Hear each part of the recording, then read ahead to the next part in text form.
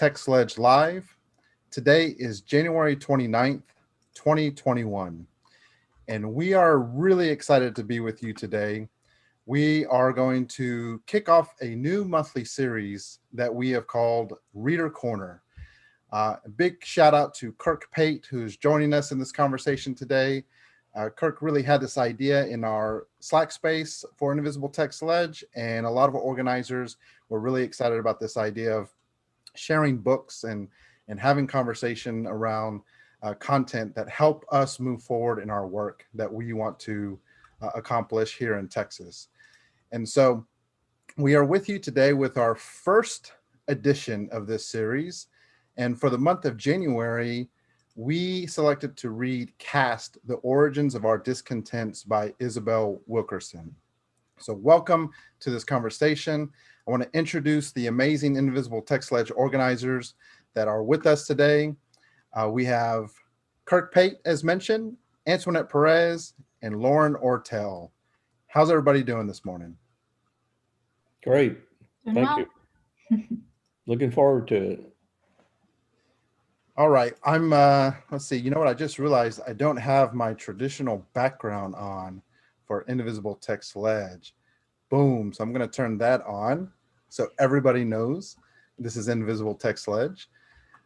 And we have a couple of things that we wanna do before we jump into this conversation that we wanna share with everybody. The conversation we're going to have is definitely not coming from a lens of expertise, of book review expertise, or even historical expertise. We are everyday Texans wanting to have a better and brighter future in Texas. And we believe that continuing to pursue and broaden our perspective, our knowledge, and using books and information to help us with that is really important. We also want to recognize that this book talks about the caste system, and it talks about the Black community's placement within this caste system, and how it has impacted our society and our structure and everything that we struggle with as a country. In the same time, for this conversation, we do not have a Black voice represented. And so we as an organization want to continue to be inclusive, and our continued goal is to continue to be a diverse organization that is bringing and elevating the voices of everyone in our communities in Texas so that we can move our work forward. And also this brief conversation, which we're targeting to be about, maybe 40 minutes, an hour at the most, we'll only touch on a fraction of this book, a small fraction of this book. We won't be able to dive into every single aspect of it because this book does have so much. And so we hope that the conversation we have encourages you to pick up this book and read it, and also encourages you to have more conversations. By having this on a live session on Facebook and YouTube, we want to help encourage more public conversations around content like this and the information that it provides. With that said, I'd like to hand it off to anybody that we have joining us here, Kirk, Antoinette, or Lauren. If there's any initial thoughts you'd like to share about this Reader Corner effort and what has gotten you excited to participate in it.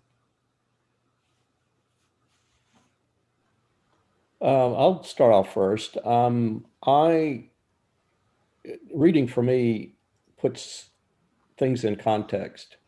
There's so many different books provide a framework in which to think about the immediate events going on in my life, in our lives. And it causes me to reflect on how we got here, and also it points the way perhaps forward to addressing major societal issues, even though we have our noses on the grindstone with what's immediately in front of us. We're operating in a larger context, which provides a lot of guidance. So participation in this is, that's what it means to me up front. I read a lot and a lot of different stuff. And when it comes to the type of reading that can affect the organizing and activism that I'm involved with, I feel like having a group to talk with about the things that I read helps me to better translate the concepts into action. Sometimes there are books where I have too many actions, and being able to talk with other people helps me to prioritize what I think the best actions are to take, where I might see best results, immediate results, have the most impact in the community, whatever. So I just like the social time too. Yeah, definitely the same for me. I've always been a big reader, and I love taking part in these conversations where we can have these really amazing resources like the book Caste here, and just dig into what it means and how this can show up in our work, and how we can continue to always learn and grow, and as a community, so that we can share what we learn and apply it. Because also things change a lot, you know, just some of the terms that that come up in this book and that we'll have in our conversation have, you know, there are different interpretations and different ways that people, you know, kind of change language, which is a big thing, and just a different framework like what this book provides. So I just think it's great to continue to learn and get new information. Awesome. Thanks, everybody. So let's start off with just initial takeaways, thoughts, and discoveries from the book. What were the things that really stuck out for you as you were experiencing reading this book? From a big picture perspective, I was fascinated at how Ms. Wilkerson was able to put racism in the context of caste, and that by taking out a word that can be very polarizing or instantly put people on the defensive, that it really challenges us to think about this in a much more holistic kind of way, and to take a lot of the personal sting out of it. Now, of course, at the end of the book, she does pull it back into you know, the discussion of racism quite directly again, but by that point, there's nothing to argue about anymore. She's made a really valid argument that we have a centuries old caste system alive and well and in place, and unfortunately doing its job right here in the United States. Yes, I was surprised by how the book started out. I would have never guessed that toward the beginning we would be reading about anthrax and reindeer in Siberia. And I thought that was such an interesting way.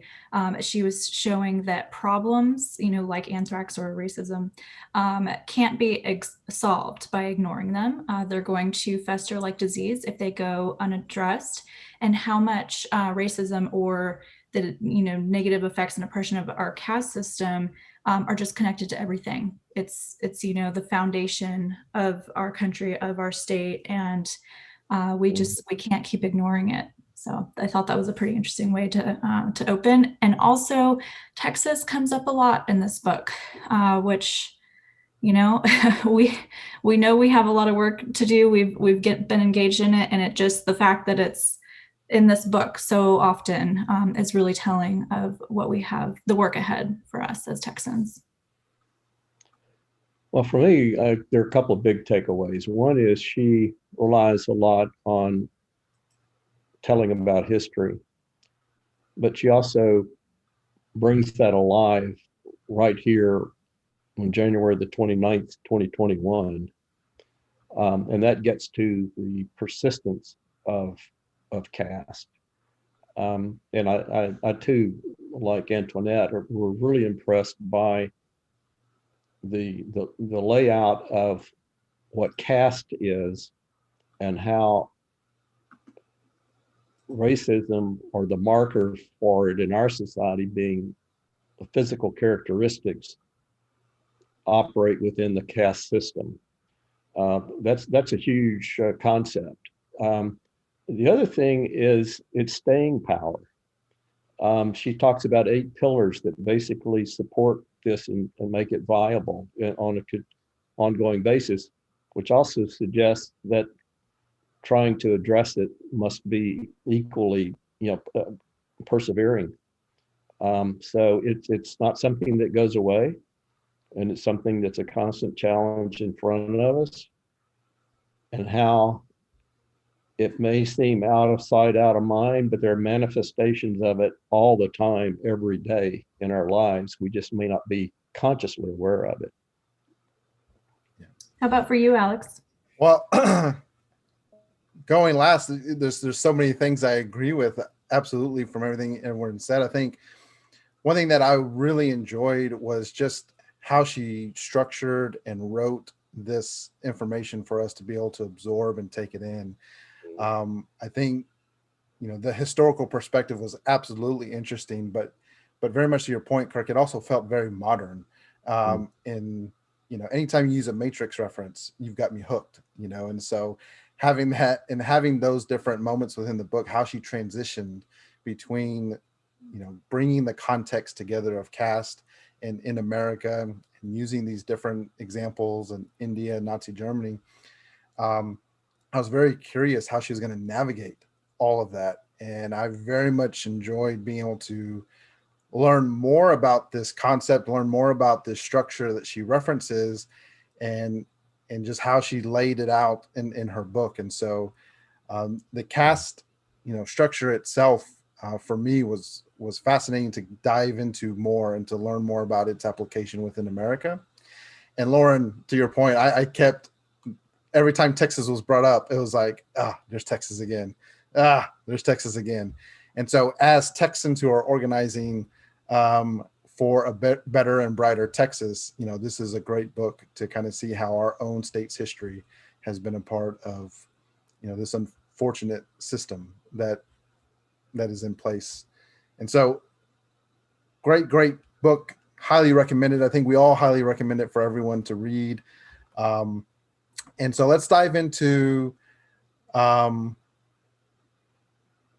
we can definitely keep talking about the discoveries and some of the initial thoughts y'all had, and that intersection of, race and class and these elements within the caste. I think she references like caste is the bones and race is the skin of this system that we have. And this house that's been built, none of us were alive when this house was built, but we do live in it, and we have to endure the way the house was structured, and as faulty as the foundation may be or other elements,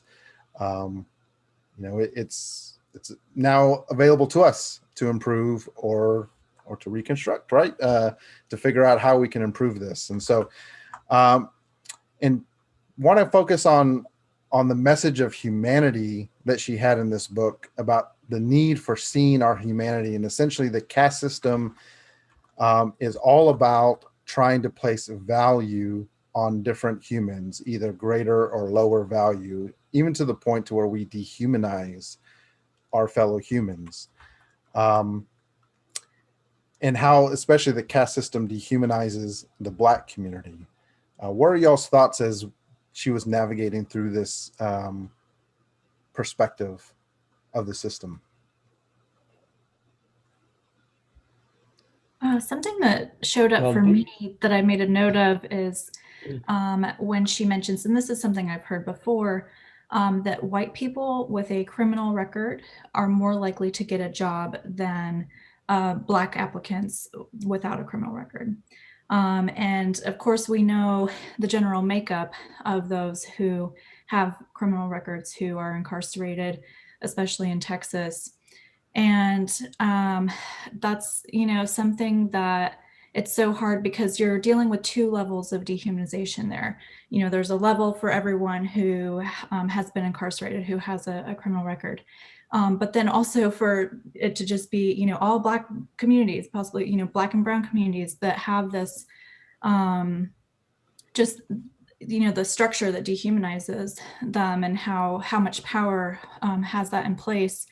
It does make me think of something related to the Texas legislature that was an incredibly powerful moment for the justice advocacy community in Texas, where in 2016, a group of advocates that were that was led by formerly incarcerated people led a campaign for fair chance hiring, because it is very difficult to get a job if you have a criminal record. And of course, a majority of those folks are going to be Black and brown folks. And we were able to get it passed in Austin, where you can't just, throw out all the applications for everyone who marked, yes, I do have a criminal history. And it was a huge victory. And a Republican state legislator filed a bill that says no states can do this. You cannot have fair chance hiring. And there was this huge movement. I was lucky enough to be a part of it, but it was led by formerly incarcerated folks across the state.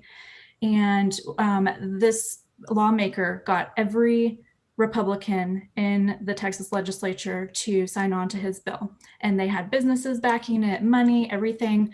And we had people show up. It was a really long hearing, and it was just personal story after personal story and connecting to what this means and how hard it is to get a job and how important it is to be able to get a job.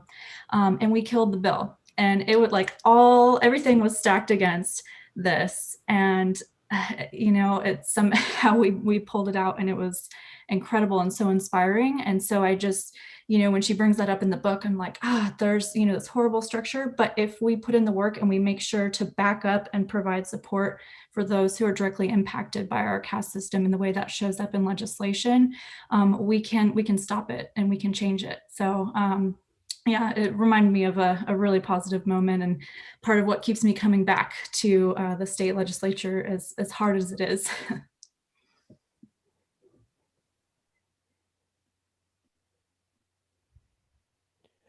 Let me approach your question, Alexander, from this point of view.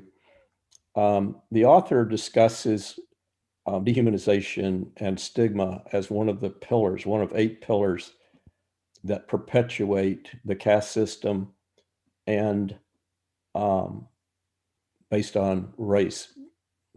And when I talk about race, I'm talking about Blackness as the marker for this.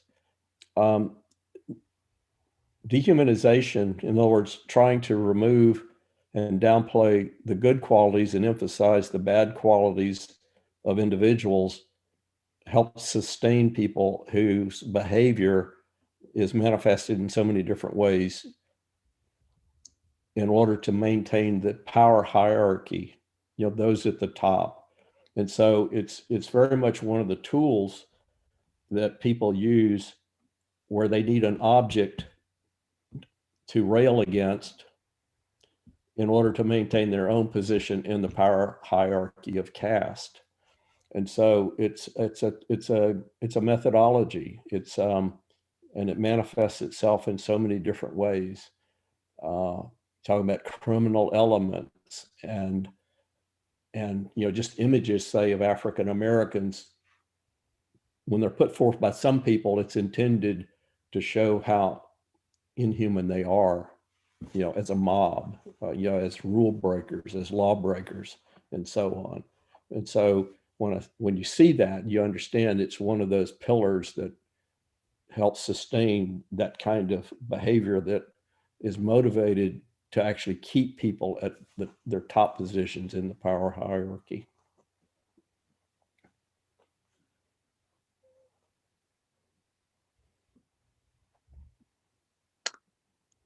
Antoinette, I just want to check in with you if there's anything you'd like to add to this particular area.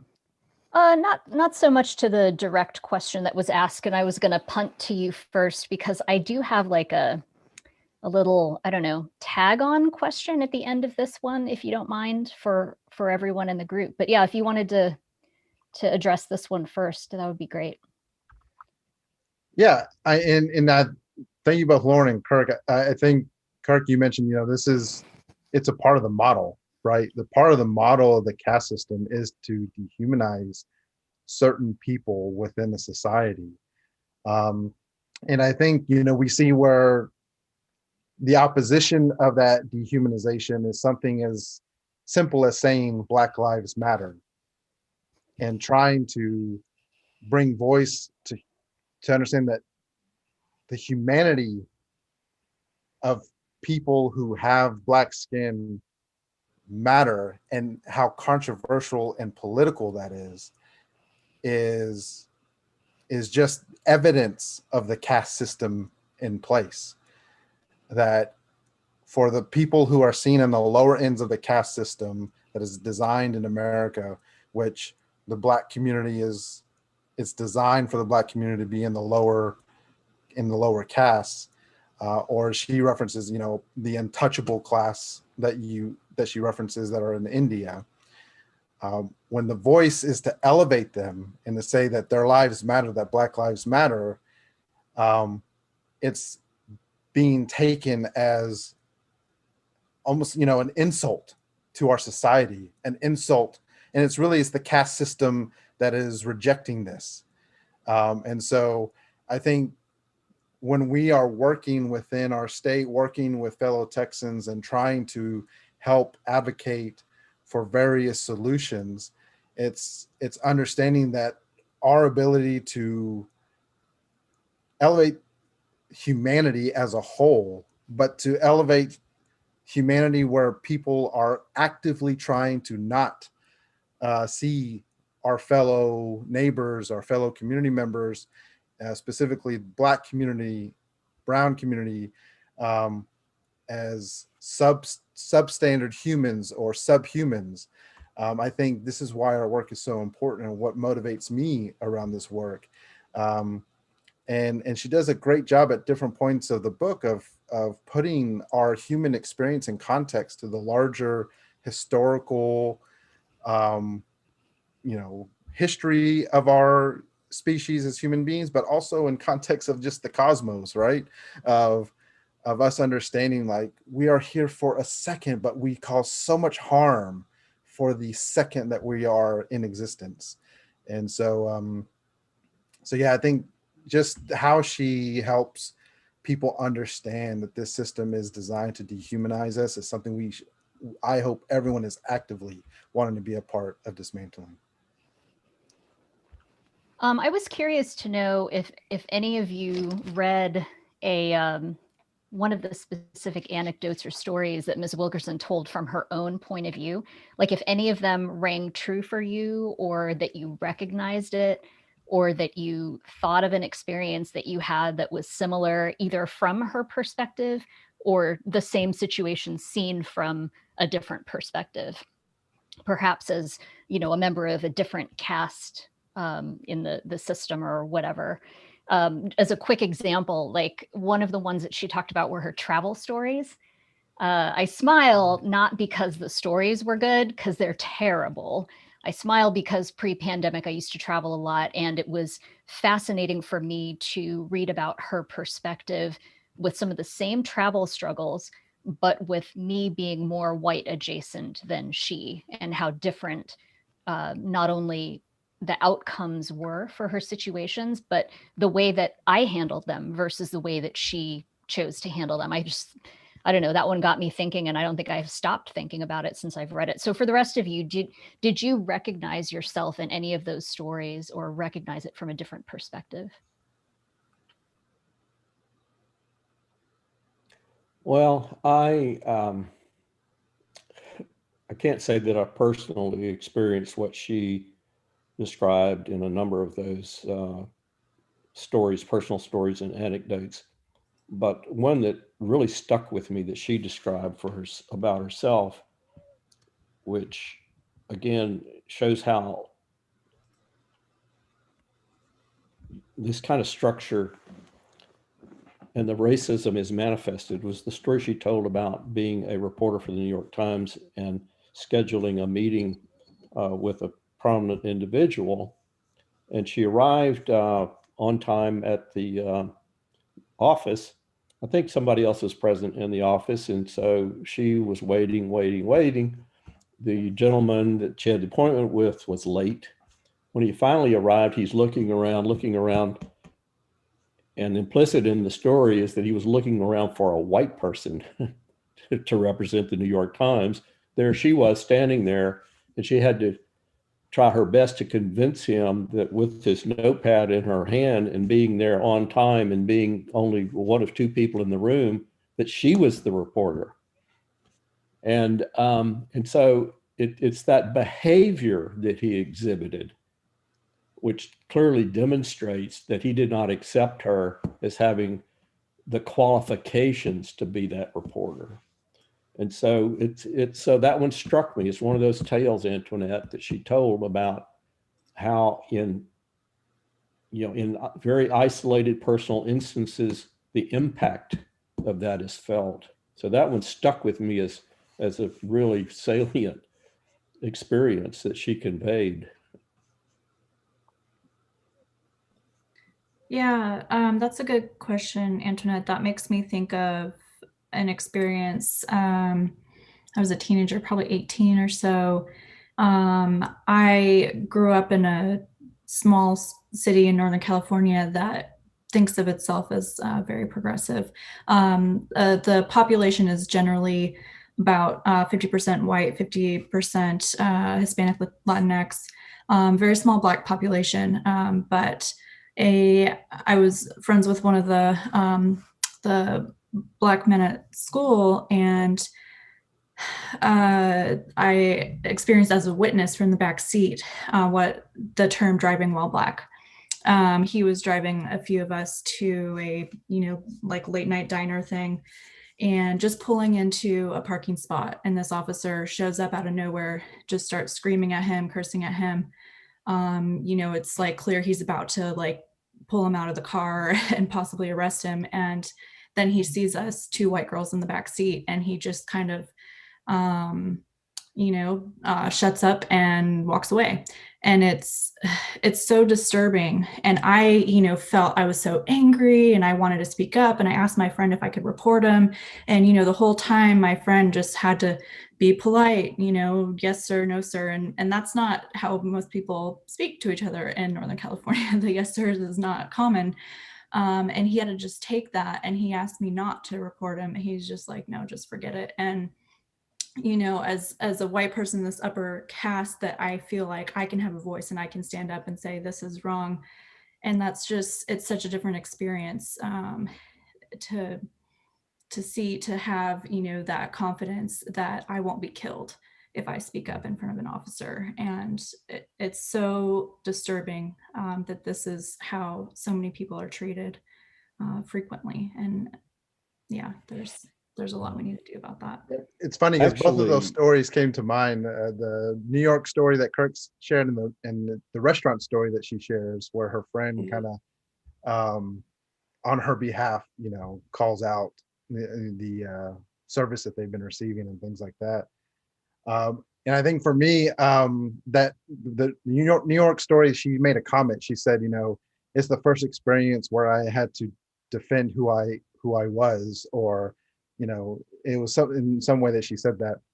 And I definitely related to that almost sense of feeling like the imposter syndrome that a lot of people have in various situations in various ways. But as somebody who tries to navigate in maybe a dominant white space, how Black and brown people can feel that sense of imposter syndrome that can come with that. And I always kind of had this saying for myself that I share with colleagues, which is probably an ignorant saying that people may see things as ignorant, but I always say I'm ignorant enough to be arrogant enough in whatever space I'm in. And essentially it's trying to say that whatever the rules are applied, I'm going to plead ignorance in that, so that I am able to have the voice that I want to project within that particular space. But that's something that I've had to feel like to latch onto, because there is the system of what you can or can't do, or what you should or shouldn't do, to protect the upper caste of the system that we're in. And so as we advocate, and as we are activists for various issues, it's important for us to use that voice and use our voice collectively in our work. Let me add a statement here. To Antoinette's specific question, and it kind of, what I'm going to say sort of illustrates how unaware, unconscious people can be, I can be, even about my own experiences. But when Lauren was talking, okay, did I actually ever experience this sort of in real life? And all of a sudden, it came back to me that as a young boy growing up with a mother and father and two brothers and a sister in Beaumont, we had what was referred to as a maid. Her name was Viola. Never miss anything. I never knew her last name. All I knew is that she arrived on the city, green and white buses in Beaumont at our home and did the ironing. And she stood there, she did it, she was paid, she went away. I have no idea where she lived. But you talk about the rules, in place that perpetuate this. It was what the author of the book describes as the occupational hierarchy being one of the pillars that sustained this. Viola was in the occupational hierarchy where your role is to come do our ironing. And how, wouldn't say in any malicious way whatsoever that my mother and father knew their role in the hierarchy, and that was to employ someone to do the ironing. And they fill their roles. And so it seemed, as a kid growing up, it seemed quite natural that this was, quote, the natural order of things. But it's also very clear, when I stop to think about it, about how that fits the pattern. It's the behavior toward her and actually her acceptance of that role. That's one of the things that makes the hierarchy and caste so pernicious, is that it fixes people even to believing that that's what their role is supposed to be. And so, yeah, it was a good question, Antoinette, yeah. Yeah, she talks about that container, right? That container that put for other people. So we're going to transition to our next section. And so let's talk about Nazis. This is a key part of the book. She uses the caste system in India and the caste system in Nazi Germany to compare it to the caste system in America.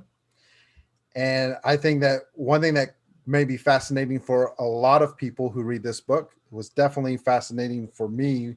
I don't know if fascinating is even the right word. It was more like, I don't know if there's a word. Eye-opening?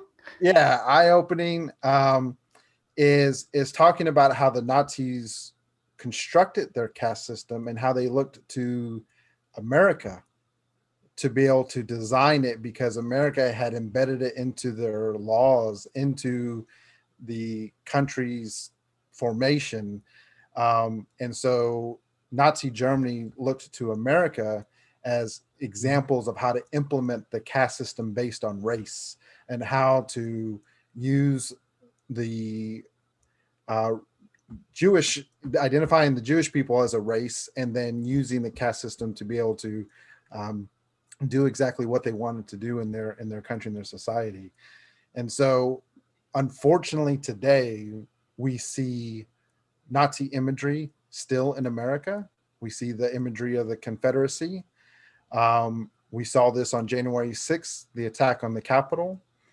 And this is one of the reasons why, as an organization, we are so fiercely calling for accountability for the actions on January 6th, because of the attack it is on our democracy, which is one of the tools we are trying to use to help upend the system that is dehumanizing our fellow Americans.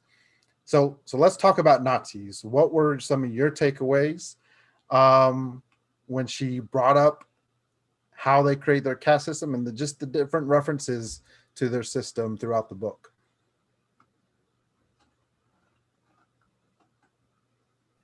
Well, it's interesting, and you pointed out one of the main takeaways is that how the Nazis, in their organizing that system, looked to the U.S., particularly how laws were implemented and so on as guidance.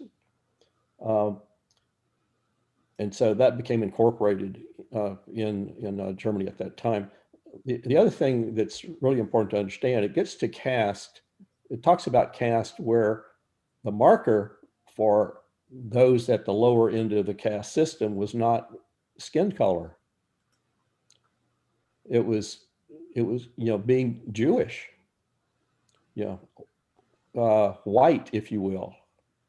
And so this points up the distinction again between sort of the caste framework and where you have these different characteristics, let's say, that qualify you to your role in the hierarchy. And it doesn't necessarily have to be skin color. It can be something else, which is a really important thing to understand about the distinction between caste and racism, for example. This whole notion of the Jews was very much associated with this idea of the eugenics and how you talk about debasement and talking about, trying to define people as inferior, inherently inferior, born inferior. You get to this Aryan supremacy notion and so on. And so that's the way they became the targets. They were the ones that were dehumanized and so on. So these pillars, these 8 pillars that she talks about, come back into play, even though you're talking about people who were largely white, but they were defined to occupy the lowest rung on the power hierarchy by virtue of being Jewish and not having a different skin color.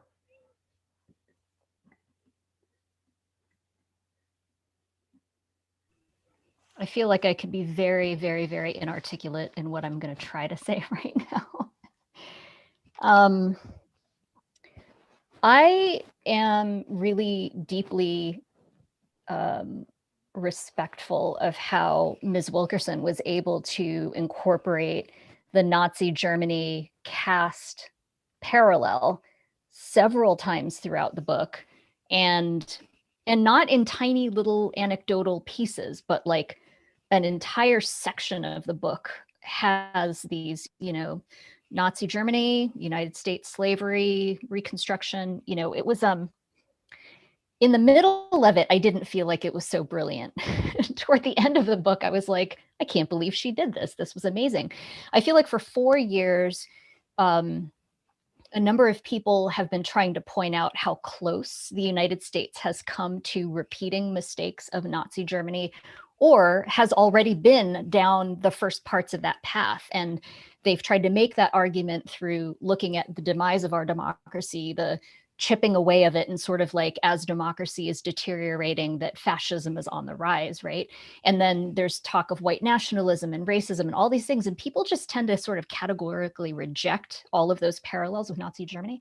I think when families started getting separated at the border a couple of years ago, that people were again saying this is dehumanizing, this is torturous, these are things that should not be allowed in our country. Take a look at the parallel with Nazi Germany, and people just, nope, not hearing it. And I think one of the things that I felt was done so well in this was an argument to say, we are so much more like where Nazi Germany started than you could possibly imagine because of this context of caste. And I really feel like if you make it to the end of the book, there's no way that you can argue against it. It is really, she makes it crystal clear. Mm-hmm. The most thorough, comprehensive lineup of where we are and what our path will look like if we don't get our act together. Yes, absolutely. And for me, I like how she touched on this connection at the foundation, the beginning, the founding of our country. It was genocide.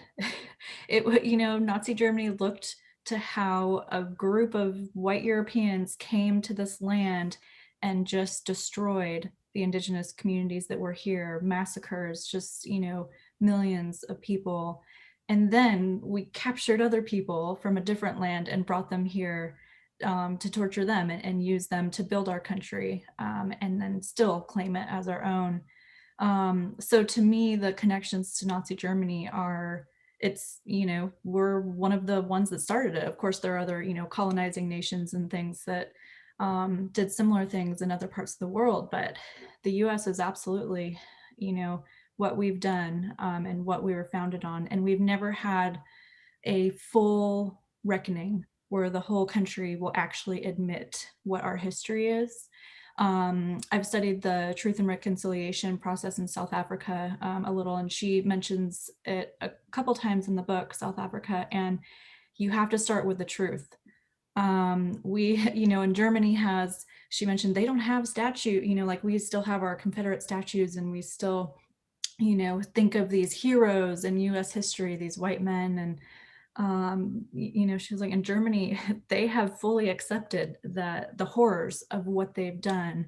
And, Germany's not perfect, South Africa's not perfect, but we are so far behind actually getting to that. What are kids being taught in schools? What do we believe about ourselves and what we've done this entire time, and what type of democracy we are, and how we've never actually, had full rights to vote for every person here.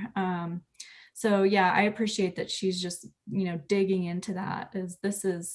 We are a role model for what other things that we see as being so much worse than ourselves. So thank you for bringing this up, Alex. Yeah, and I think that's just a great point, Lauren, is that another clear evidence that the caste system's in place is that we have, the other example was about something as saying Black Lives Matter is so controversial, that something about saying that we should not celebrate the people who attacked our country and tried to secede from the United States as being controversial as well, that the Confederate flag should not be hoisted and celebrated because it was in direct conflict with what the country was trying to accomplish in abolishing slavery. And so our inability to call that out and to recognize the destruction of that movement and the destruction of that philosophy and thinking is just more evidence of our caste system in place, is what I feel like she really did in this book in showing that. The whole issue of reparations, of that not being something that can be accomplished, that reparations are like, I don't know. It's perfectly clear why reparations should be something that's pursued as a way of helping us move forward. But why won't we? Is because the caste system in place, the people at the top of the caste do not benefit from reparations. And so I think that's, I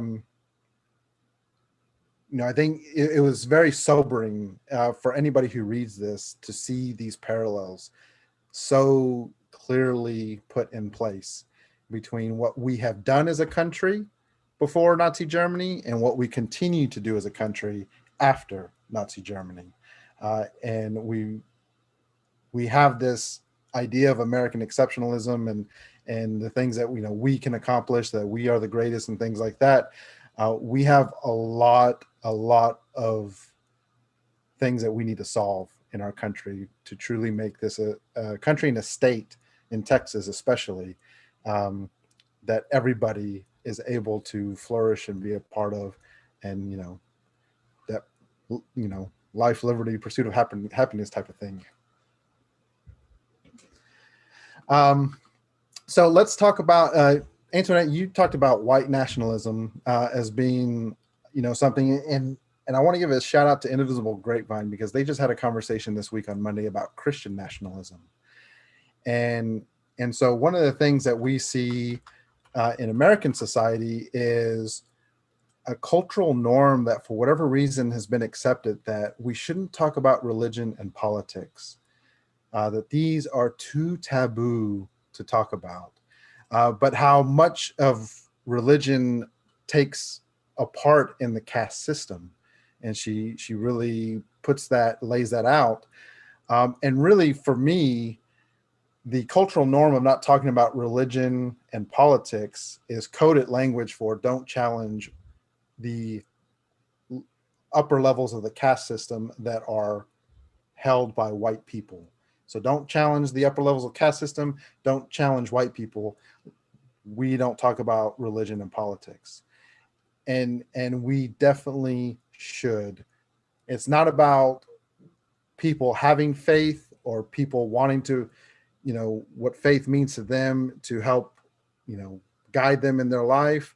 But it is talking about when religion is used as a weapon against other people in our society, and why we need to make sure we are addressing those kind of weapons that are created, and how politics in our democracy. One thing that she references is that people use democracy to upend democracy or to destroy democracy. And so we need to talk about that when our politics and our elected officials are using the very thing to destroy the opportunities we have to fix the problems within our country. And so let's discuss about that aspect of the book, and just why it's important to be engaged, why Indivisible TX Lege, why we are a part of this organization, why we want to be a voice and do the work for advocacy and activism, and why this is so important for us to be able to push back against this caste system that's been put in place. Yeah, that's exactly it. We've been taught not to talk about these things, and that's how they perpetuate, and that's how they can even get worse. So definitely, one of the best ways to do that is to get engaged, especially when a lot of people who are harmed by the various policies and structures that we have in the country and the state, are just trying to survive. They don't have the ability to, volunteer and work on legislation. But those of us who can find any time for it, make sure that these conversations are being had, that they're being had with those in power, and that we continue to pursue education about, the issues that come up with this, that are intertwined with religion and politics and everything. And just make sure that nothing is being done behind the scenes where there are no voices of the communities being impacted by that work. Let me comment on that point quickly. And so much of the conversation we're having, to me, comes back around to a real focus on these 8 pillars that she talks about that support.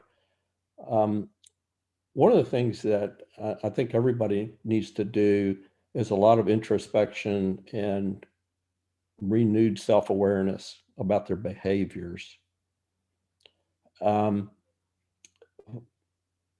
people take the attitude toward people of a different skin color because because the predominant view of people at the top of the power hierarchy, think their being there is a reflection of divine will and laws of nature? Okay. Do they think about marrying across ethnic lines, people of other color, and so on is a taboo, and control of marriage and dating even is part of that thinking that goes into trying to maintain their position in the power hierarchy? Is there some notion wrapped up in that about purity versus pollution of whiteness of our country? And so I think it takes a lot of, or another aspect of this is sort of inherent superiority notions versus inherent inferiority notions. And so to me, those pillars say a lot when you start looking at how maybe even unintentional, certainly unaware exhibitions of engagement in certain types of behavior contribute to maintaining that structure, whether it's comes out of from a Christian perspective or anybody else's perspective. Those pillars tend to perpetuate the system.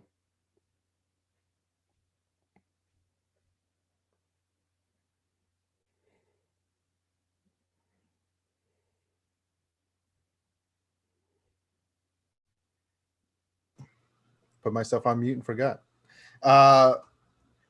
Antoinette, want to give you an opportunity. I know we are getting close, so we also have a closing, but Yeah.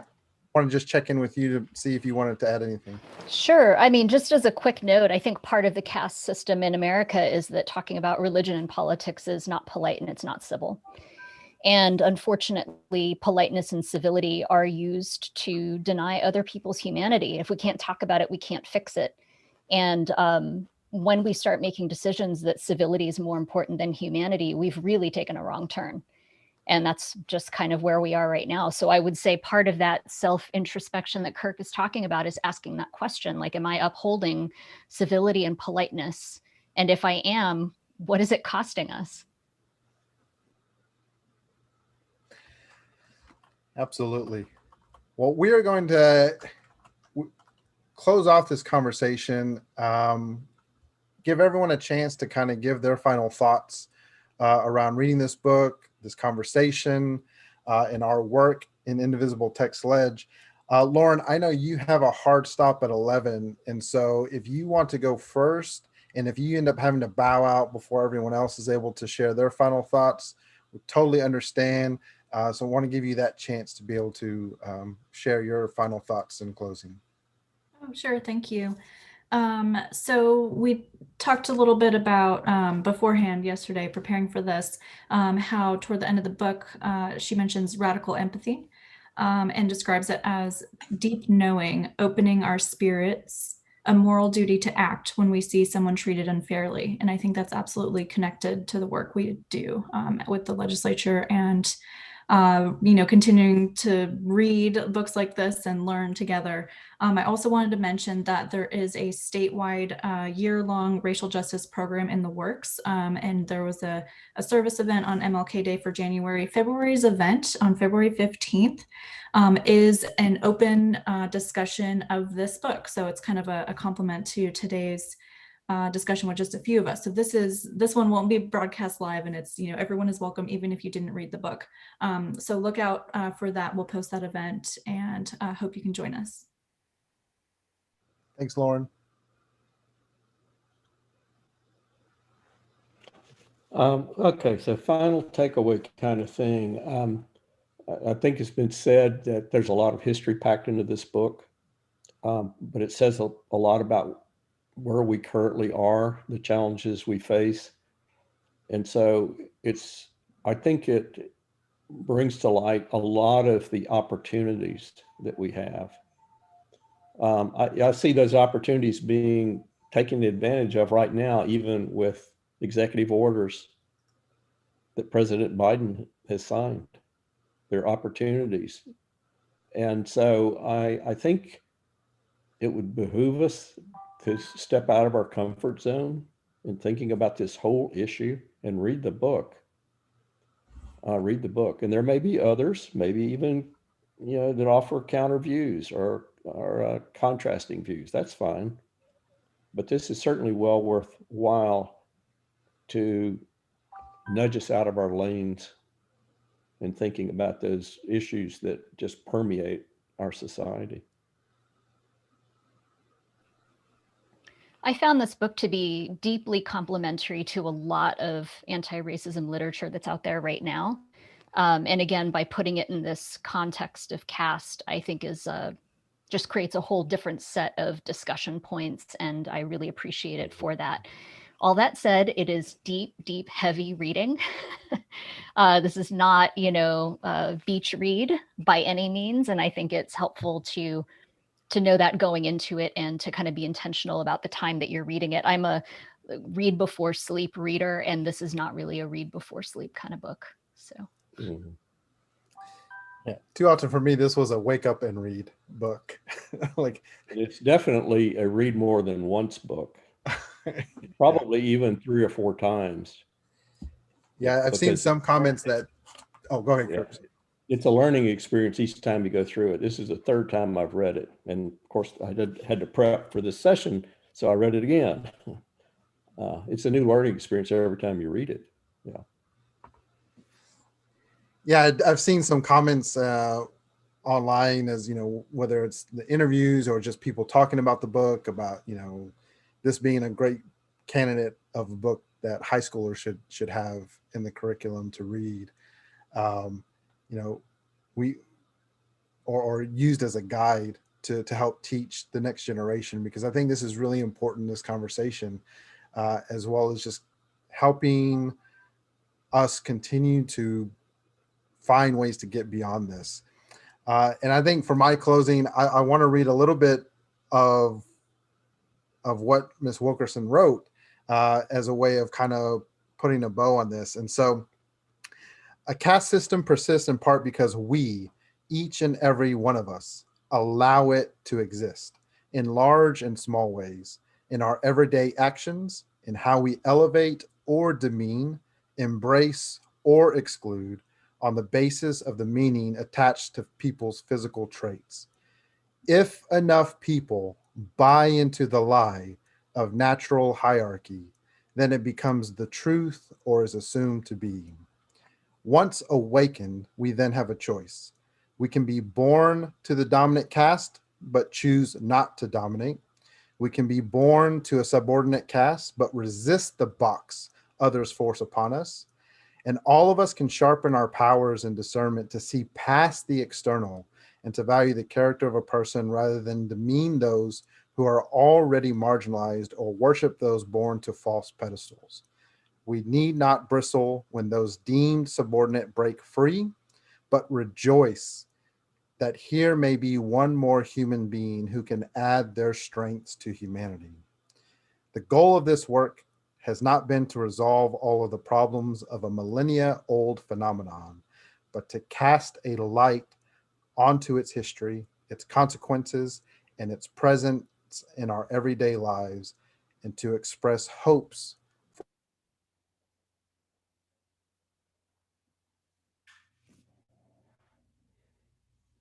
Oh, you're muted again. So you got cut off. Oh, did I get muted? Thank you so much. Okay. Well, thanks everybody for the conversation. Thanks for joining us. We hope everyone enjoys it. And we hope you enjoyed this book. Plug in the comments the thoughts you have around the book, and we'd love to engage with everybody. And hope everyone has a great Friday and weekend. If you have book recommendations yourself, go ahead and quickly put them into the chat. Add to our queue. I'm sure you have some good offerings. Put them in. Yeah, absolutely. Thanks for that reminder, Kirk. We're going to try to have this as a monthly series. We have a list going, but we'd love to add to that list. Thanks, everybody. Thank you.